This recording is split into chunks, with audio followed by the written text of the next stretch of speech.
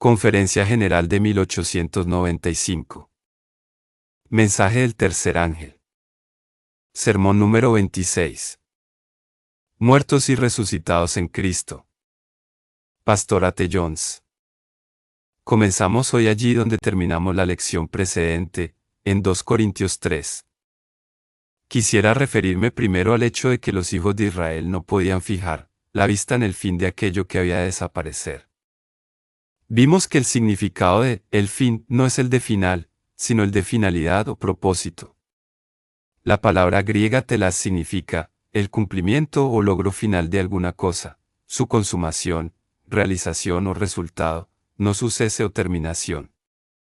En sentido estricto, telas no es la finalización de un estado anterior, sino el logro, la plenitud o perfección del mismo. Podemos por lo tanto ver que lo que estaba oculto a los ojos de ellos era el objetivo o propósito de aquellos tipos, ceremonias u ordenanzas dadas por Dios, de forma que eran incapaces de verlo.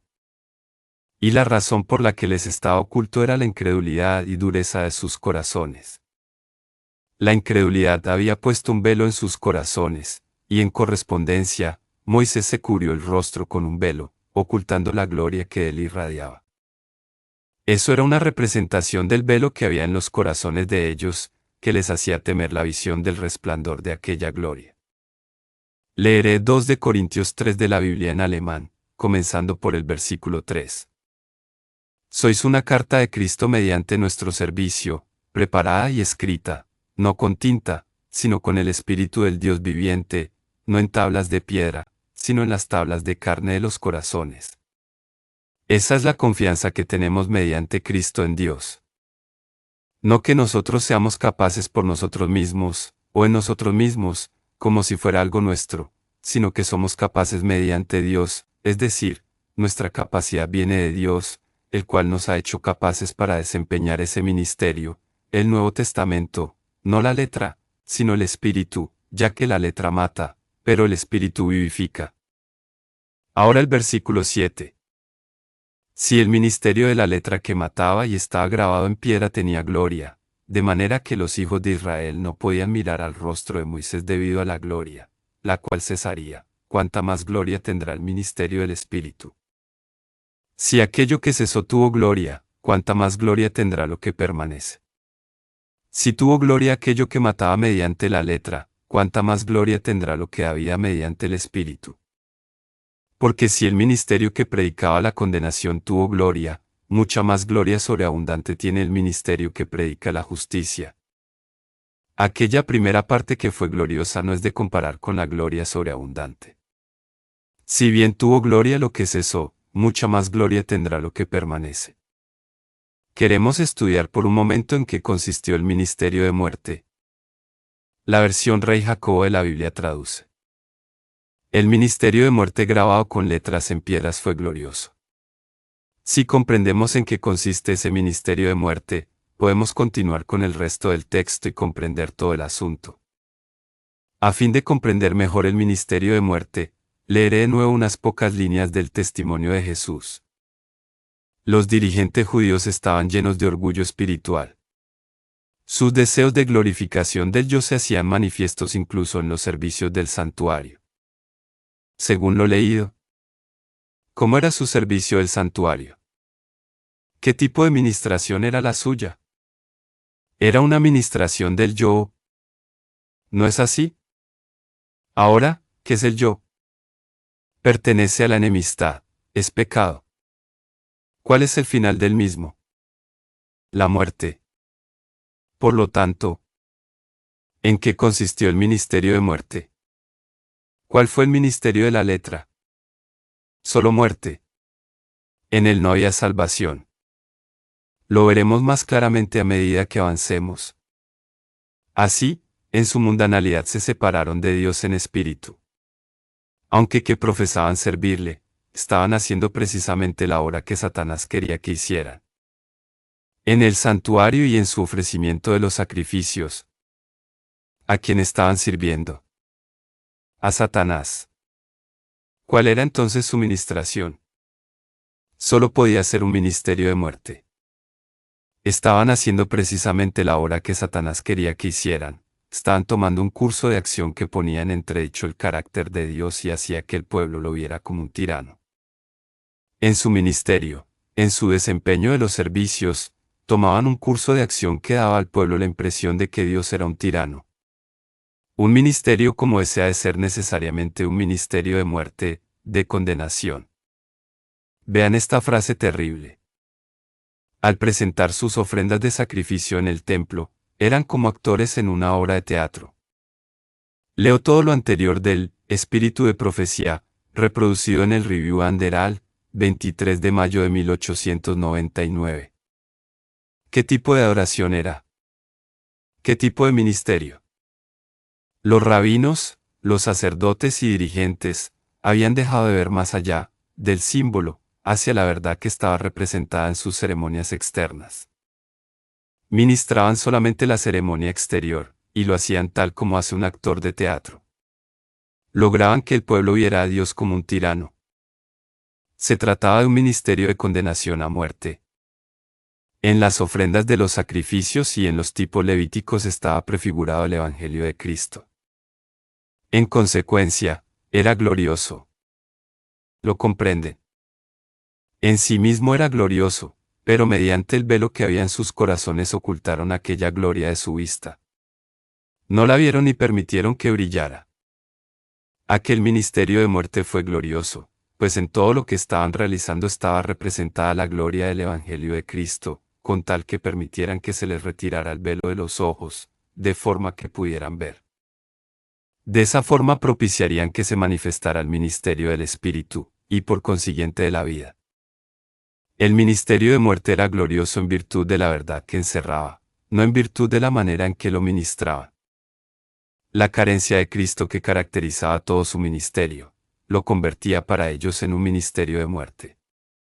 No obstante, en sí mismo era glorioso por la verdad que contenía, y que no permitirían que se evidenciara. En las ofrendas de los sacrificios y en los tipos levíticos estaba prefigurado el Evangelio de Cristo. Los profetas tenían conceptos elevados, santos y nobles, y habían esperado poder ver la espiritualidad de las doctrinas entre el pueblo en sus días, pero había pasado un siglo tras otro y los profetas habían muerto sin ver cumplidas sus expectativas. La verdad moral que presentaban y que tan significativa era para la nación judía, perdió su carácter sagrado en gran medida para ellos. Habiendo perdido de vista la doctrina espiritual, multiplicaron las ceremonias. No manifestaron adoración espiritual en pureza, bondad, y en amor hacia Dios y hacia su prójimo. No guardaron los primeros 4 ni los últimos 6 mandamientos, sin embargo incrementaron sus requerimientos externos. Como ha dicho hoy el hermano Gilbert, solo al 4º mandamiento, se le añadieron 401 requerimientos. No conocieron que entre ellos había uno que estaba prefigurado en el servicio del templo. No podían discernir el camino, la verdad y la vida. No podían ver la finalidad, el propósito y objeto de aquello que fue abolido. Se habían implicado en la idolatría y adoraban formas externas. Hacían continuos añadidos al tedioso sistema de horas en el que confiaban para la salvación. Me alegra que el hermano Gilbert haya podido dar hoy esa charla, pues a lo largo de toda ella he comprobado que era la mejor preparación posible para la lección de esta noche. Los que han estado aquí han visto a partir de las pocas ilustraciones que ha dado, que hasta el día de hoy hay una profunda verdad espiritual escondida bajo esas formas que los judíos practican en la actualidad. Bajo esas formas, en su mismo centro, está la verdad misma de la justicia y la vida de Jesucristo, pero está completamente oculta a la vista de ellos. No ven nada, excepto la pura forma externa, que es en la que confían para la salvación. La enemistad que hay en el corazón natural ciega sus mentes respecto a lo que fue abolido.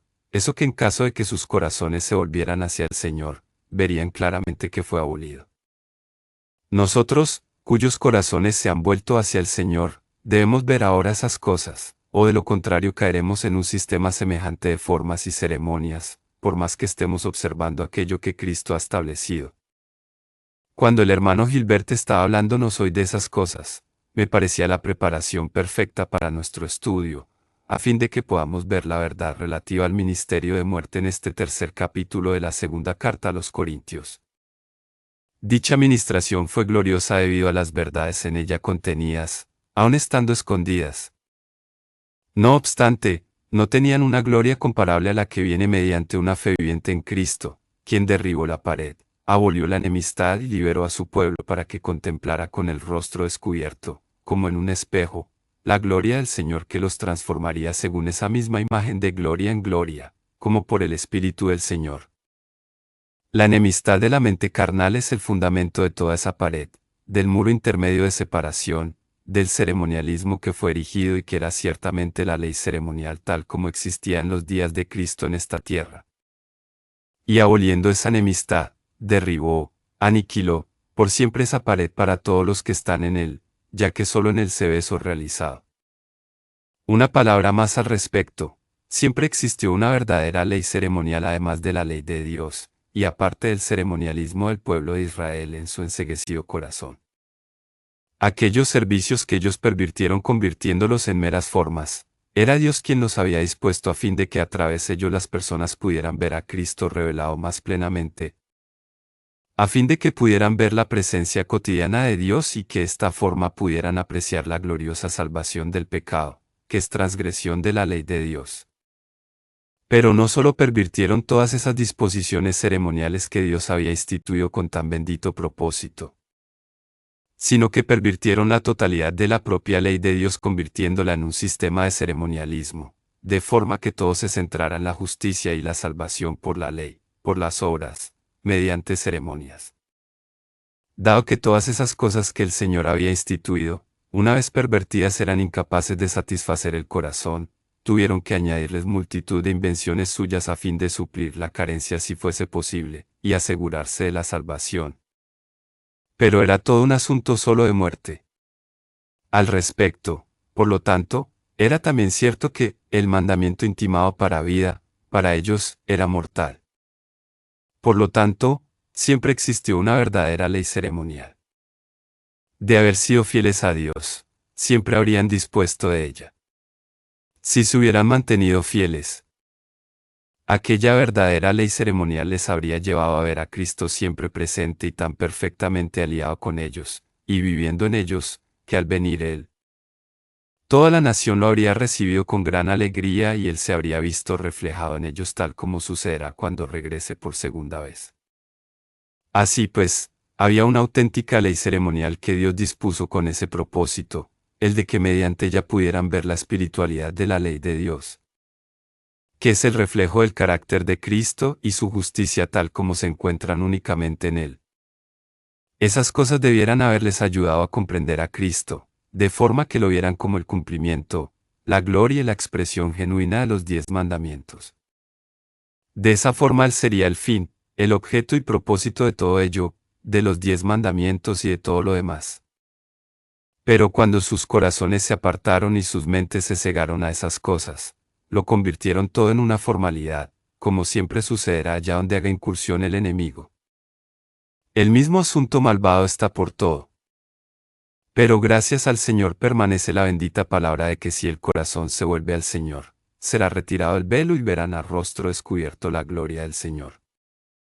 ¿No es eso acaso un encargo directo de parte de Dios, para que llevemos al pueblo judío la preciosa verdad y el poder de Cristo a fin de mostrarles que el fin, el objeto y propósito de todas esas cosas es la salvación en Cristo? Predíquese eso a todo el mundo, haciendo lo posible para que el corazón se vuelva al Señor, se pueda quitar el velo y todos puedan ver la gloria del Señor con el rostro descubierto. Pero vean, no podemos empeñarnos en tal misión a menos que el velo haya sido retirado antes de nuestros propios corazones, a menos que ese ceremonialismo sea extirpado de nuestras vidas. ¿Qué sentido tendría que alguien aferrado al ceremonialismo fuera a salvar a otros del mismo ceremonialismo? En consecuencia, Dios nos ha traído esta palabra en este tiempo, ha abolido, en su carne las enemistades, la ley de los mandamientos expresados en ordenanzas, en ceremonias, a fin de hacer de los dos uno solo, trayendo la paz. De esa forma, tanto los judíos como nosotros tenemos acceso mediante un mismo espíritu al Padre. No creo que tengamos necesidad de seguir examinando el tema desde ese lado, ya que podemos ilustrarlo de este otro lado de la cruz. El asunto se ha perfeccionado en nuestros días casi al máximo en el misterio de iniquidad contra el que habremos de contender a partir de ahora como nunca antes. Veamos. Cuando Cristo quitó esas formas y ceremonias, incluso las que él mismo había dispuesto. Una vez que hallaron su cumplimiento en él mismo, siendo él su finalidad, objeto y propósito, encomendó el asunto a otros de este lado de la cruz. Dispuso la cena del Señor, dispuso el bautismo, y sigue en vigencia la totalidad de la ley tal cual es en él mismo. No tal cual es en la letra, dado que la enemistad que hay en el corazón humano la convertirá hoy en un ministerio de muerte, tanto como lo hizo entonces y en cualquier época. Quien intente encontrar la vida en la observancia de los mandamientos y que enseñe de esa manera a otros, está aún hoy en el ministerio de muerte. Es una verdad universal la que expresó Pablo al respecto de que cuando fue fariseo, cuando estaba centrado en el ceremonialismo, hallé que el mismo mandamiento que era para vida, a mí me resultó para muerte. De este lado de la cruz, Jesús dispuso la cena del Señor, el bautismo y otras cosas, entre las cuales está el sábado con el reposo. Todas ellas tienen en él, Cristo, un significado profundo y divino. ¿Qué fue lo que les impidió ver a Cristo en esas cosas, utilizándolas en lugar de eso para lograr sus propósitos de exaltación y glorificación propias? Fue esa enemistad que no se sujeta a la ley de Dios ni tampoco puede, ese deseo del yo por resultar glorificado y magnificado. Estaba profetizada una exaltación del yo, una magnificación y glorificación del yo de este lado de la cruz.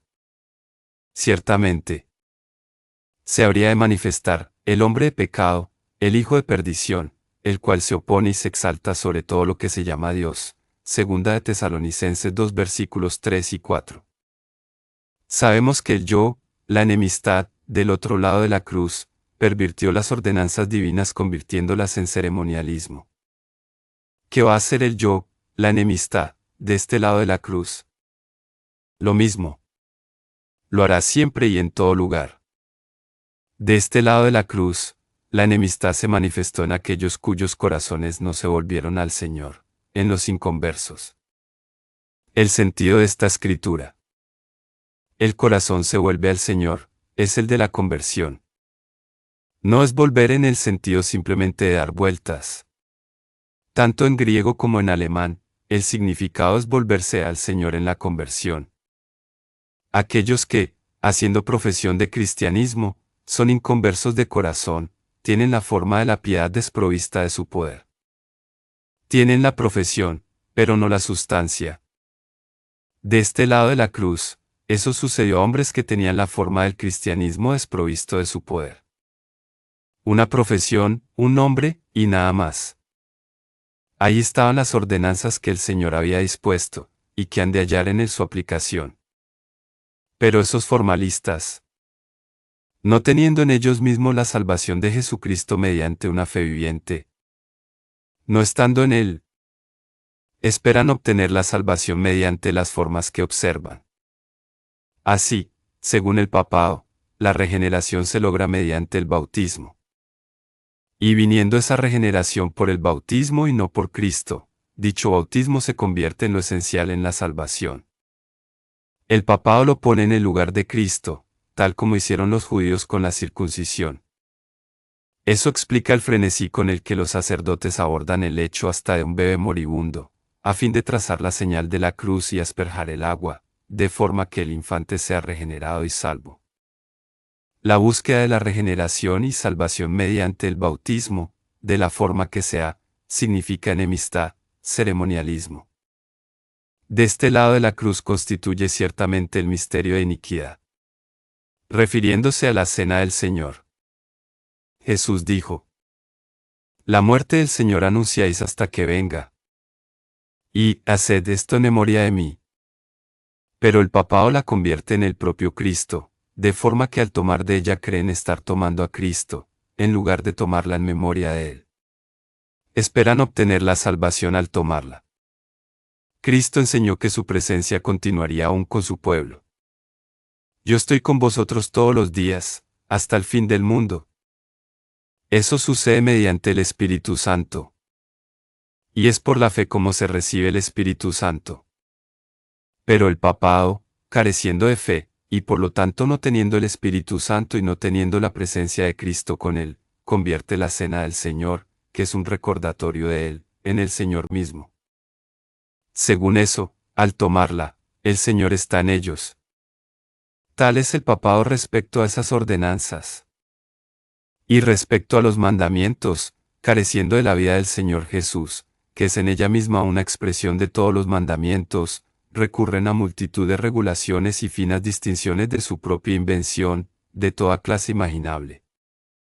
Precisamente, y por idéntico motivo, tal como hizo el fariseísmo antes de Cristo. Así lo expresa Farrar en su obra Vida de Pablo, página 26. En referencia al sistema farisaico del tiempo de Pablo y de Cristo en el mundo. Es una descripción literal del papado en cada una de sus fases, tal como es hoy. Por fariseísmo entendemos obediencia petrificada en formalismo, religión degradada en ritualismo, moral corroída por sofismas, el triunfo y perpetuidad de los peores y más débiles elementos de un grupo religioso sectario. Su sistema de moral es la ciudadela misma de la sofistería. También ahí la moral genuina resulta corroída y convertida en elementos de muerte y sofisma. Lo dicho explica cómo obró la enemistad, la historia del formalismo y el ceremonialismo, de ambos lados de la cruz de Cristo. ¿Cuál es la diferencia entre antes y después de la cruz? ¿En qué es diferente el papado? En esto. Previamente a la cruz, Cristo no se había manifestado en su plenitud tal cual es y tal como apareció en el mundo. Había ceremonias, formas, que se habían dado con el fin de instruir al pueblo acerca de Cristo, formas que su pueblo pervirtió. Posteriormente, al llegar la plenitud del tiempo, vino el propio Cristo, y entonces el papado pervirtió al mismo Cristo, convirtiéndolo en formalismo. Es decir, antes que viniera Cristo, el fariseísmo, esa enemistad, esa exaltación propia pervirtió las formas que Dios dispuso a fin de que supieran acerca de Cristo hasta que Él viniera en su plenitud. Pero el papado toma a Cristo después que vino en su plenitud, y lo pervierte a Él, tanto como a las formas que Él dispuso. Pervierte la verdad que se manifiesta en Él en su plenitud, convirtiéndola totalmente en ceremonialismo y formalismo. Pero Cristo, tal como se manifestó al mundo, es la majestad de Dios. Dios se manifestó en carne, y Cristo fue la ministración del misterio de Dios en su plenitud. Él es la ministración de justicia excelsamente gloriosa. Cuando todo eso resultó pervertido por esa enemistad originada en Satanás y que es en ella misma enemistad contra Dios, no sujetándose a la ley de Dios ni pudiendo hacerlo, cuando el misterio de Dios resulta pervertido de ese modo, eso es también un misterio. Ahora bien, ¿de qué misterio puede únicamente tratarse? Del misterio de iniquidad. Esa es la razón de que sea el misterio de iniquidad de este lado de la cruz, y en mucha menor medida del otro lado. Se trata siempre de la operación del mismo espíritu, pero no en el mismo grado de desarrollo. Es siempre y en cada momento la ministración de muerte. Dediquemos los pocos minutos restantes al cristianismo genuino. Gálatas 5 versículo 6. Leeré los versículos 1 al 6. Estad, pues, firmes en la libertad con que Cristo nos hizo libres y no estéis otra vez sujetos al yugo de esclavitud. Hemos leído con anterioridad en qué consiste ese yugo de servidumbre, toda esa esclavitud a la que ellos mismos se habían encadenado, esas formas y ceremonias que habían convertido en un yugo de servidumbre, ver en el boletín páginas 470 y 472. Según Colosenses 2, Efesios 2 y 2 de Corintios 3. Cristo nos ha librado de todo eso. Nos ha librado del formalismo y del ceremonialismo, de estar bajo reglamentos, decretos y todo ese asunto. Es el principio viviente de la vida del propio Jesucristo el que nos inspirará, guiará y actuará en nosotros por siempre. La diferencia entre un principio y un reglamento es que el principio contiene la propia vida de Cristo, mientras que un reglamento es una forma que el hombre elabora con la intención de expresar su idea acerca del principio. Lo impondrá a la fuerza, no solo para sí mismo, sino para todos los demás, que deben hacer exactamente como él. Esa es la diferencia entre el cristianismo y el ceremonialismo, la diferencia entre el principio y el reglamento. El primero es vida y libertad. El segundo, esclavitud y muerte. Leeré una frase de Obreros Evangélicos, página 350. Se refiere a Cristo. No hay en la tierra orden monástica de la cual no se lo habría excluido por violar los reglamentos prescritos. Así es. No podéis atar la vida de Dios con reglamentos, especialmente, no con reglamentos de manufactura humana. Por consiguiente, Él quiere que estemos de tal modo imbuidos de la vida misma de Jesucristo, de la vida de Cristo mismo, que la vida vivificadora de Jesucristo y los principios de la verdad de Dios brillen y obren en la vida. De forma que la vida de Cristo se siga manifestando en carne humana. Ahí es donde Dios nos ha llevado en Cristo. Y en Él llegamos hasta ese punto al ser crucificados con Él por la fe, al ser muertos y resucitados con Él, sentándonos en lugares celestiales allí donde está Él sentado en su gloria, a la diestra de Dios. La Biblia no es un libro de reglamentos sino de principios. Las declaraciones de la Biblia no son de modo algunos reglamentos. Son los principios de la vida de Jesucristo, de la vida de Dios. Consisten en Jesucristo manifestado de esa forma. Es deber de la cristiandad extraer a Cristo a partir de la forma, y mediante la obra del Espíritu de Dios reproducir a Jesucristo nuevamente en forma humana. Cuando Cristo estuvo en el mundo, Él era la Biblia, la palabra de Dios, en forma humana. Antes que Él viniera al mundo, la palabra de Dios existía en forma de Biblia. Tras haber ascendido al cielo y a Dios, nos dice: Cristo en vosotros, la esperanza de gloria. Cristo plenamente formado en vosotros. Cristo. El todo, en todos nosotros. ¿Esto es todo cuanto seremos? Cristo en nosotros. Cuando Cristo sea plenamente formado en ustedes y en mí, la palabra de Dios, Jesucristo, resultará una vez más transformada desde la forma de la Biblia a la forma humana. Entonces Dios pondrá sobre ella su sello y la glorificará, tal como la glorificó ya anteriormente en aquella transformación, o más bien transfiguración de la palabra de Dios. Cristo nos ha elevado hasta ese punto en esta serie de estudios. Nos sentaremos junto a Él en los lugares celestiales hasta los cuales nos ha elevado. Estamos, pues, firmes en la libertad con que Cristo nos hizo libres y no estamos otra vez sujetos al yugo de esclavitud. Ciertamente, yo, Pablo, os digo que si os circuncidáis, de nada os aprovechará Cristo. Y otra vez testifico a todo hombre que se circuncida, que está obligado a cumplir toda la ley. ¿Qué es lo que buscaban aquellos predicadores de la circuncisión? La salvación. Por consiguiente, tenían la obligación de cumplir todo lo que Dios hubiera estipulado jamás para la salvación. De Cristo os desligasteis, los que por la ley os justificáis, de la gracia habéis caído. Eso mismo es cierto hoy, ¿no os parece? ¿No vemos que esas mismas escrituras que se empleaban para defender el ceremonialismo entonces, son el poder viviente de Dios en contra del ceremonialismo y el papado? En contra de la forma de piedad desprovista del poder que maldice al mundo en los últimos días y hasta la venida de Jesucristo.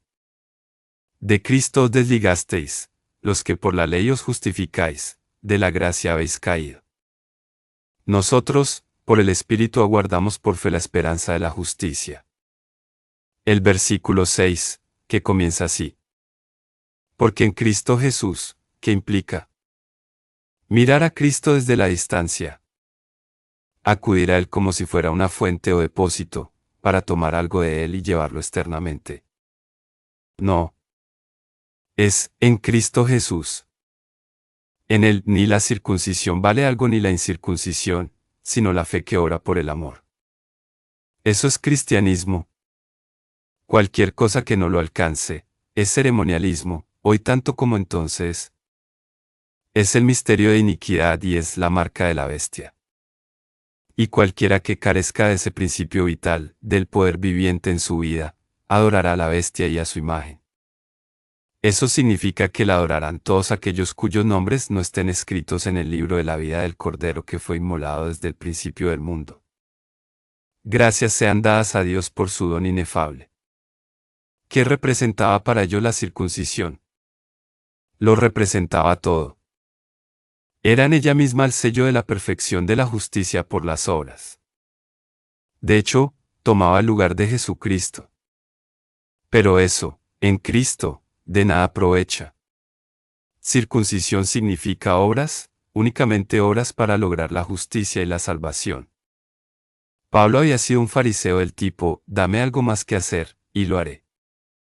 Eso es lo que significaba la circuncisión. Esa palabra resumía todo el sistema de salvación por obras. Pero en Cristo Jesús, ¿qué es lo que cuenta para salvación? La circuncisión no vale nada, como tampoco las obras, del tipo que sean. Lo que vale es la fe que obra. La fe permite que la salvación en Jesucristo sea un poder viviente en la vida, obrando en ella la justicia de Dios mediante su amor, y el amor de Dios consiste en que guardemos sus mandamientos. Sea el cristianismo el que prevalezca y se extienda por doquier. Ide por todo el mundo y predica el Evangelio a toda criatura. Para la última parte de nuestro estudio leeré algunos pasajes de Colosenses. Leamos acerca del misterio del Evangelio. Comenzando por el versículo 25 del primer capítulo y avanzando hacia el segundo y tercer capítulos. De la cual soy hecho ministro según la dispensación de Dios que me fue dada en orden a vosotros, para que cumpla la palabra de Dios. A saber, el misterio que había estado oculto desde los siglos y edades, mas ahora ha sido manifestado a sus santos, a los cuales quiso Dios hacer notorias las riquezas de la gloria de este misterio entre los gentiles, que es Cristo en vosotros la esperanza de gloria. El cual nosotros anunciamos. ¿Quién anuncia, predica? ¿Dónde? Vosotros, y predicáis allá donde vais. Nosotros anunciamos a Cristo, amonestando a todo hombre y enseñando a todo hombre en toda sabiduría, a fin de presentar perfecto en Cristo Jesús a todo hombre. Presentar a todo hombre perfecto en Él, siempre en Él. Se espera que llevemos las personas a Jesús, de forma que puedan morar en Él, vivir en Él, andar en Él. En lo cual aún trabajo, combatiendo según la operación de Él, la cual obra en mí poderosamente. Porque quiero que sepáis cuán gran solicitud tengo por vosotros. Y por los que están en la Odisea, y por todos los que nunca vieron mi rostro en carne. ¿Quiénes son esos que nunca vieron su rostro en carne? Se refiere a nosotros, que estamos aquí. ¿Cómo sigue? Para que sean confortados sus corazones, unidos en amor. Todos unidos, y una sola hebra que los une a todos, Cristo y su amor. Unidos en amor, y en todas riquezas de cumplido entendimiento para conocer el misterio de Dios, y del Padre, y de Cristo. ¿De qué misterio se trata? De Cristo en vosotros, de la aniquilación del ceremonialismo, de la abolición de la enemistad, del derribo de toda pared que separa los corazones de los hombres. En el cual están escondidos todos los tesoros de sabiduría y conocimiento. Y esto digo. Lo dijo a vosotros y a mí, que no hemos visto su rostro en la carne. Esto digo, para que nadie os engañe con palabras persuasivas, que os lleven al ceremonialismo, al formalismo y a falsos dogmas y doctrinas. Esto digo, para que nadie os engañe con palabras persuasivas. De la manera que habéis recibido al Señor Jesucristo, andad en Él, siempre en Él. Creo que esa expresión se ha venido repitiendo entre nosotros hasta el punto de que podemos considerarla como el lema de esta asamblea ministerial. O sea, en Él, nuestro santo y seña. No considero exagerado que salgamos con esa expresión resonando aún en nuestros oídos y fijada en nuestras mentes. En Él. Predicar en Él, orar en Él, trabajar en Él, enseñar en Él, llevarle a las personas de forma que puedan estar en Él. De esa forma caminaremos siempre en Él, arraigados y sobreedificados en Él. Arraigados y sobreedificados en Él, y confirmados en la fe, así como habéis aprendido, creciendo en ella con nacimiento de gracias. Mirad que ninguno os engañe por filosofías y vanas sutilezas, según las tradiciones de los hombres, conforme a los elementos del mundo y no según Cristo. Preparaos, nos vamos a enfrentar cara a cara con el misterio de iniquidad. Preparaos para la falsa filosofía, las vanas sutilezas, las tradiciones y los elementos del mundo, elementos de la mente natural y del corazón carnal. Estad apercibidos. Cristo, Cristo, en Él, solo en Jesucristo, solo en Él.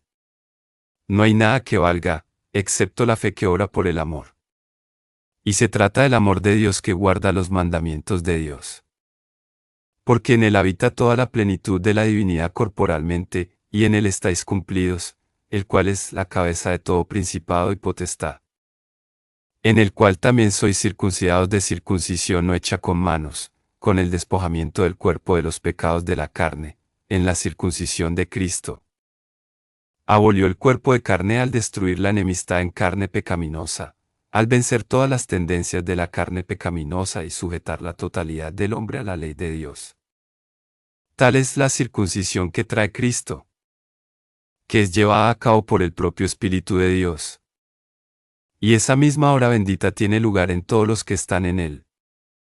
El Espíritu Santo vendrá sobre ti, y la virtud del Altísimo te hará sombra, por lo cual también lo santo que nacerá, será llamado Hijo de Dios. Mirad cuál amor nos ha dado el Padre, que seamos llamados hijos de Dios, por esto el mundo no nos conoce, porque no le conoce a Él. Sepultados juntamente con Él en el bautismo, en el cual también resucitasteis con Él, por la fe de la operación de Dios que le levantó de los muertos. Ya vosotros, estando muertos, estáis muertos. Estáis muertos con Él. En Él. Estando muertos en pecados y en la incircuncisión de vuestra carne, os ha resucitado juntamente con Él, perdonándoos todos los pecados. Gracias a Dios. El registro ha quedado limpio, Dios quitó las transgresiones que nos eran contrarias, anuló el acta de los decretos que había contra nosotros, y nos ha imputado su propia justicia. ¿Qué fue lo que tenía esa acta de decretos en contra nuestra? La enemistad, que convierte en servicio al yo todo lo que Dios había dado. Eliminó todo lo que iba contra nosotros, lo que nos era contrario, quitándolo de en medio, clavándolo en la cruz. Y habiendo despojado a los principados y a las potestades, los exhibió públicamente, triunfando sobre ellos en la cruz. Por lo tanto, que ningún ser humano sea vuestra conciencia, que nadie os juzgue o decida en vuestro lugar. Sea el amor de Cristo en el corazón quien decida y obre lo que es correcto. Que nadie sea vuestra conciencia en comida o en bebida, o respecto a días de fiesta, luna nueva o días de reposo, todo lo cual es sombra de lo que ha de venir, pero el cuerpo es de Cristo. Que ningún ser humano os arrebate el premio. Que nadie os aparte de vuestra meta, tal como la tenemos expuesta en las páginas 166 y 167 del Bolelete IN. Nadie os prive de vuestro premio, afectando humildad. ¿En qué consiste la humildad afectada? Si no es en seguir reglamentos de manufactura humana, y en la perversión de las disposiciones divinas en favor de nuestros propios caminos. Vanamente hinchado por su propia mente carnal. ¿Qué es la mente carnal? Es enemistad contra Dios, porque no se sujeta a la ley de Dios, ni tampoco puede. Pero Cristo Jesús abolió en su carne la enemistad. Y en él queda abolida en nuestra carne y obtenemos la victoria. Vanamente hinchado por su propia mente carnal, y no haciéndose de la cabeza, en virtud de quien todo el cuerpo, nutriéndose y uniéndose por las coyunturas y ligamentos, crece con el crecimiento que da Dios. Pues si habéis muerto con Cristo en cuanto a los rudimentos del mundo, porque, como si vivieseis en el mundo, os sometéis a preceptos tales como: no manejes, ni gustes, ni aun toques, en conformidad a mandamientos y doctrinas de hombres, cosas que todas se destruyen con el uso. Tales cosas tienen a la verdad cierta reputación de sabiduría en culto voluntario, en humildad y en duro trato del cuerpo, pero no tienen valor alguno contra los apetitos de la carne. Sí, pues, habéis resucitado con Cristo, buscad las cosas de arriba, Habéis resucitado con Él. Nos ha resucitado. ¿Estáis allí con Él? Si es así, busca las cosas de arriba, donde está Cristo sentado a la diestra de Dios. Pone la mira en las cosas de arriba, no en las de la tierra. Porque habéis muerto, y vuestra vida está escondida con Cristo en Dios. Cuando Cristo, vuestra vida, se manifieste, entonces vosotros también seréis manifestados con Él en gloria. Mirad cuál amor nos ha dado el Padre, para que seamos llamados hijos de Dios. Por esto el mundo no nos conoce, porque no lo conoció a Él. Amados, ahora somos hijos de Dios y aún no se ha manifestado lo que hemos de ser, pero sabemos que cuando Él se manifieste, seremos semejantes a Él, porque lo veremos tal como Él es. Ese día se acerca, lo está trayendo cada vez más cerca. Gracias a Dios por su don inefable. Y gracias a Dios, que nos lleva siempre en triunfo en Cristo Jesús, y que por medio de nosotros manifiesta en todo lugar el olor de su conocimiento. Amén.